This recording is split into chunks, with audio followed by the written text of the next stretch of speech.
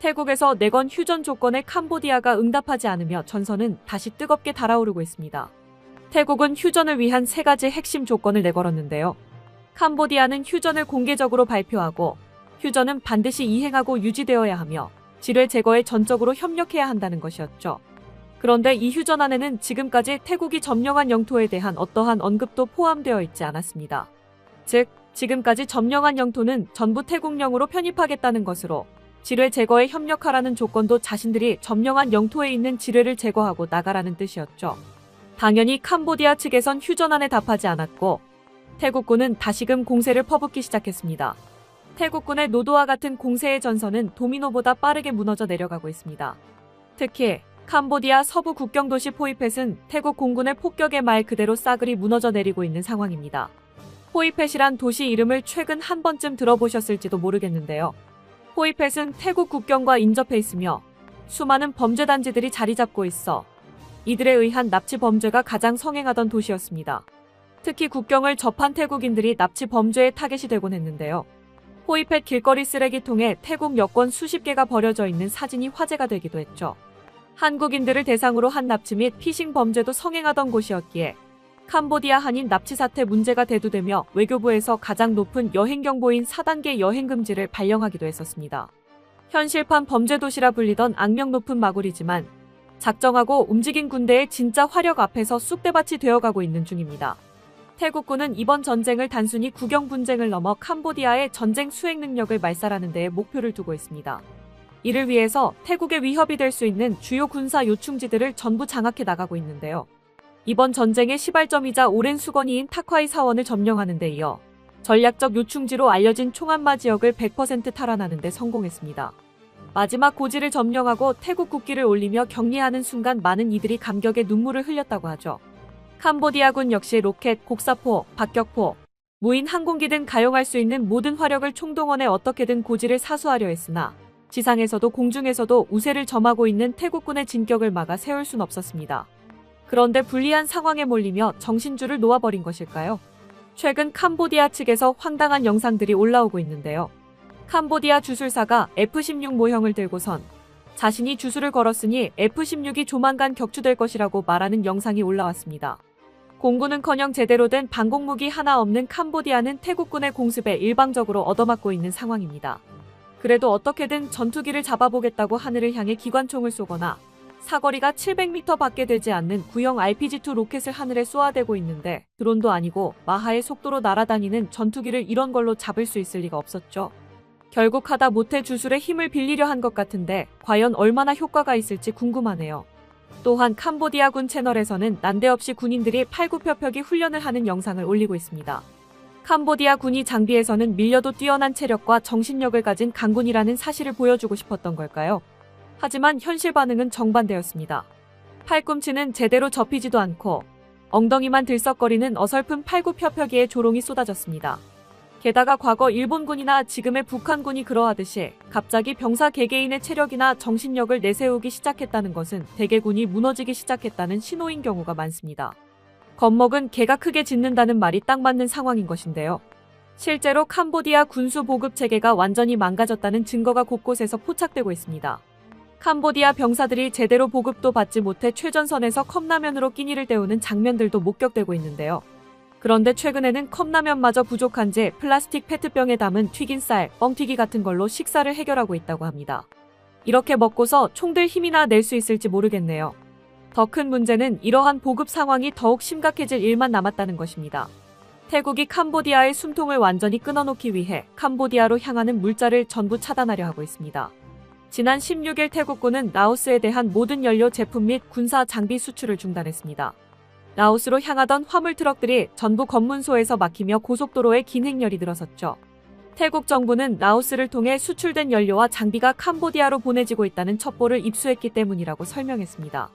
총을 쏘는 전쟁과 목을 조르는 전쟁을 동시에 시작한 것입니다.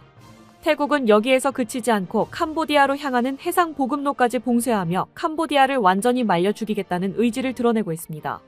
이는 해상 수입에 크게 의존하는 캄보디아에 있어 치명적인 한 수인데요.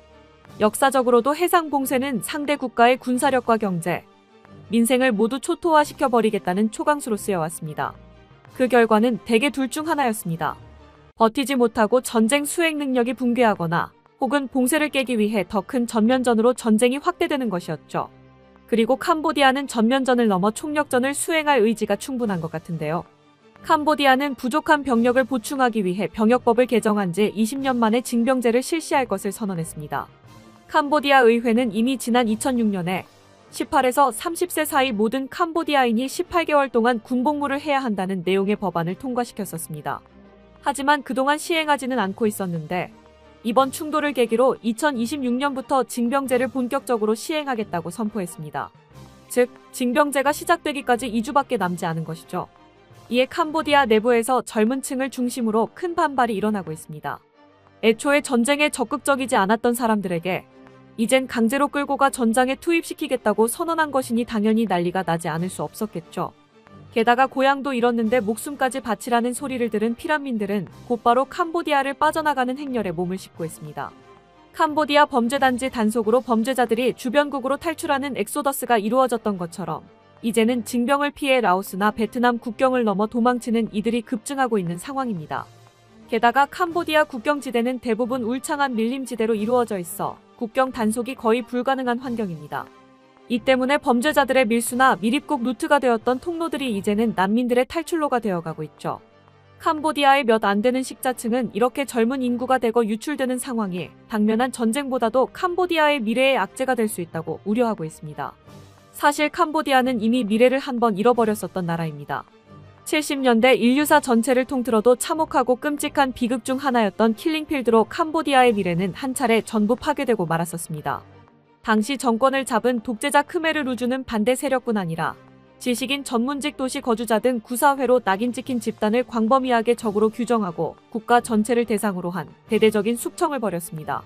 그 강도와 잔혹함은 중국 역사를 4000년 후퇴시켰다고 여겨지는 문화대혁명보다 지독했습니다.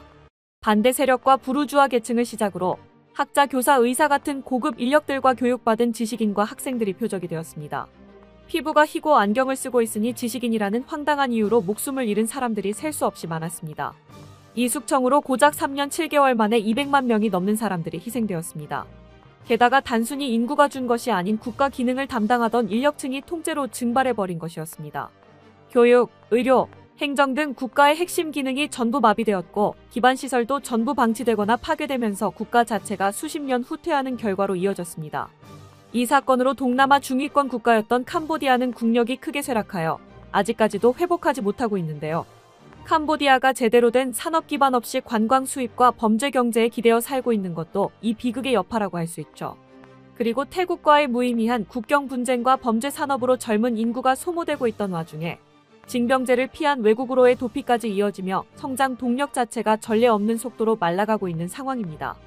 결국 캄보디아가 살기 위해서는 지금이라도 어떻게든 전쟁을 멈출 방법을 강구해야 할 것입니다. 하지만 전문가들은 이번 충돌이 장기화될 가능성이 높다는 쪽에 의견을 모으고 있습니다.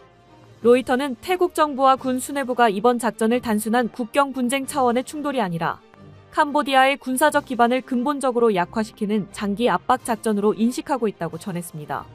단순히 몇 개 지역을 점령하고 끝내는 것이 아닌 상대가 더 이상 전쟁을 지속할 수 없는 상태로 만드는 것이 목표라는 것이죠. BBC 역시 비슷한 분석을 내놓았습니다. BBC는 태국이 공중 우세와 정보, 정찰 능력을 바탕으로 저위험 고효율 공세를 유지할 수 있는 구조를 이미 만들어 놓았다고 평가했습니다. 반면 캄보디아는 보금, 방공, 지휘 체계 모두에서 열세에 놓여 있어 시간이 갈수록 손실이 누적될 수밖에 없는 상황이라고 지적했습니다. 즉, 이미 전쟁의 판도가 크게 기울어 있는 만큼 태국군이 스스로 공세를 멈출 이유가 없다는 뜻입니다. 다만 그렇다고 해서 캄보디아가 곧바로 항복을 선언할 가능성도 크지 않습니다.